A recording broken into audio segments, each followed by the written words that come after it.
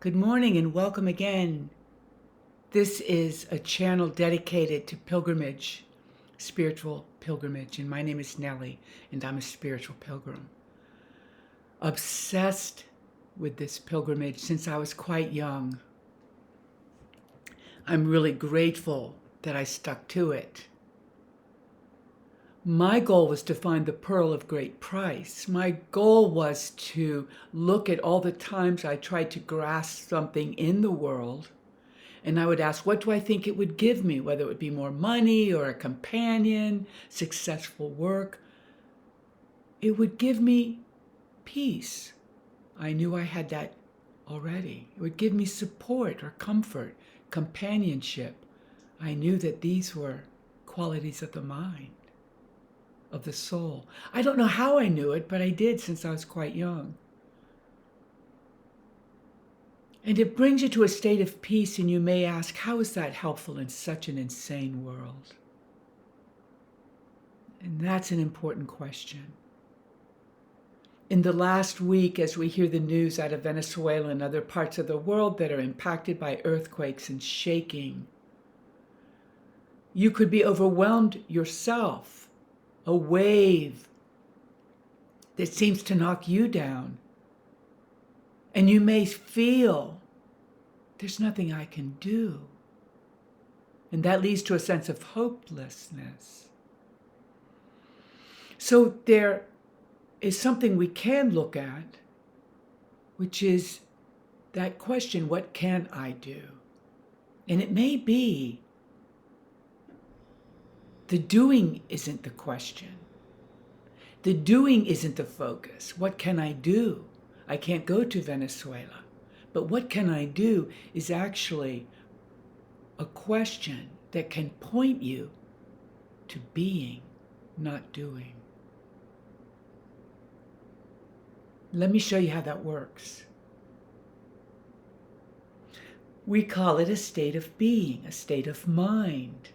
Prayer, contemplation, meditation, chanting, yoga, all of these things are intended to bring you where you already are. It's to bring the mind back from all these ways, all these attachments to perceptions, overwhelmed by all the noise and activity of the world. You bring it all back. And as you do, my hands go out. This represents unity, union, communion. And I bring the mind back by breathing, becoming centered. There are many ways to do it. You know those practices. And I enter into a stillness. That stillness, be still and know.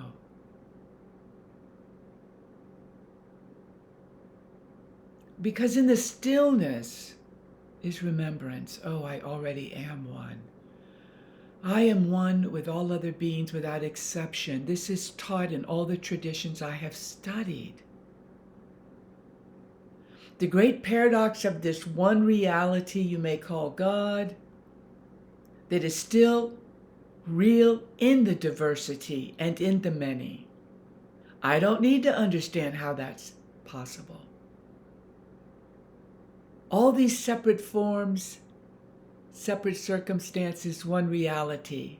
And the more I become still, and the more I practice, and the more I ask for help me to see this differently. Let me look into the world, and wherever there appears to be so much suffering, may I be one of the first responders. Help me. You invoke these great masters and teachers, and you will recognize, which means to know again, this state of stillness, and you will know again, I am at one. That is me under that building. That is me holding the gun, and there I am, the victim of that gunshot. And I am beyond.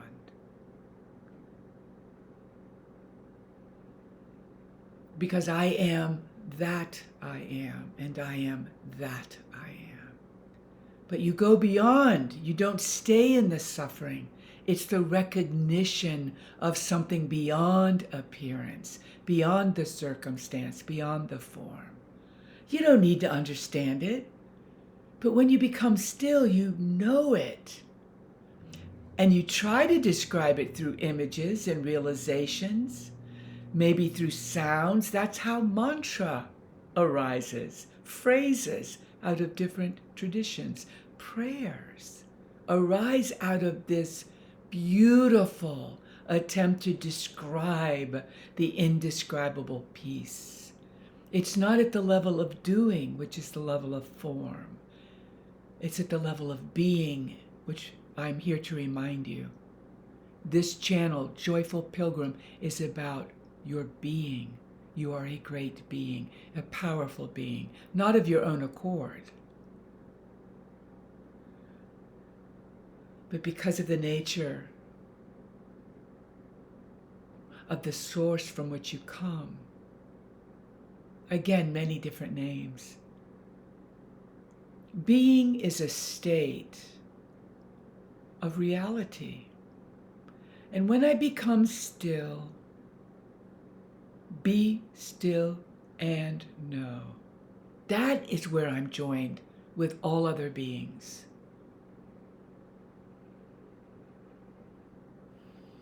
And I get that peace again. I feel it. And it may take some time. If you can't sleep in the middle of the night, practice getting up and sitting until your restlessness becomes a rest in peace. Sometimes that's what I used to do, and it may take a long time, but it's worth it. Because you'll begin to look into the world, into these dark circumstances, but you sense, it can't be seen, a light that permeates even the darkest places. And then you start to work for something greater than yourself. You start to work for the source of this beingness.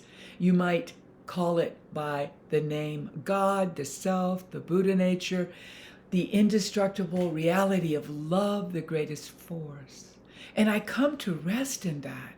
And I'm not doing anything, but I am connected to someone, and I open my heart, and God, like Amazon, once again, takes my package of light, this thought of light. I mention this a lot because it's just a way to help you understand it is a reality that can't be described.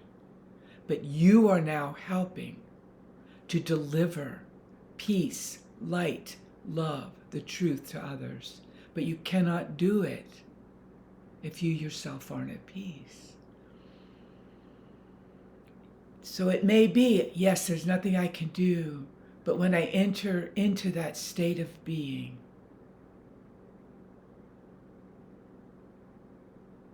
I become part of a peace that's beyond understanding. I hear the words, "Woman, why are you weeping?" I see my beloved who appeared to die through a crucifixion, still alive. And all traditions have a story about something beyond birth, death, aging, and suffering.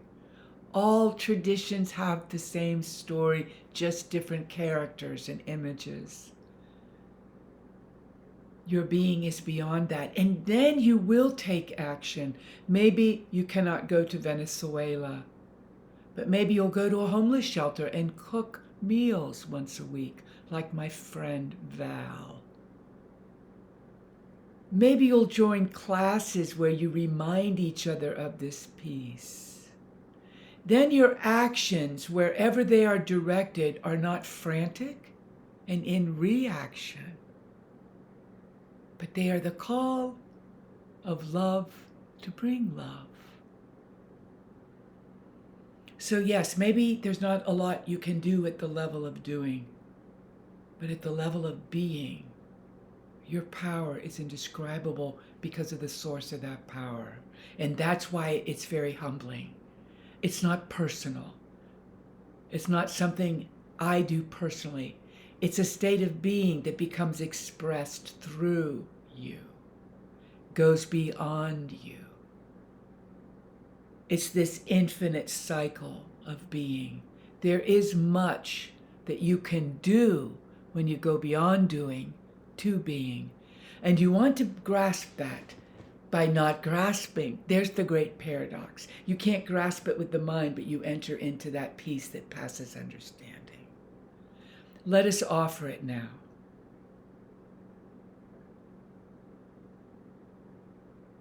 To all my brothers and sisters in Venezuela, may you be free from suffering. May you be liberated. To all beings without exception,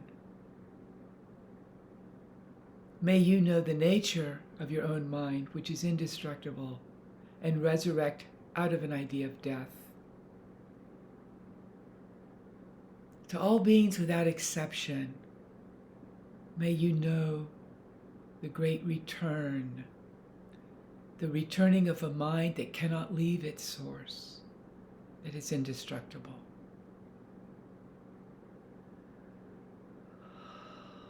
May each of you find your own prayers, your own words. May you be humble in front and at the feet of the great masters and teachers. May you be joined in satsang, which means in the company of all others without exception. May you know peace. I thank you once again for being willing to use your life and your pilgrimage in service to others, for that is how you find more peace.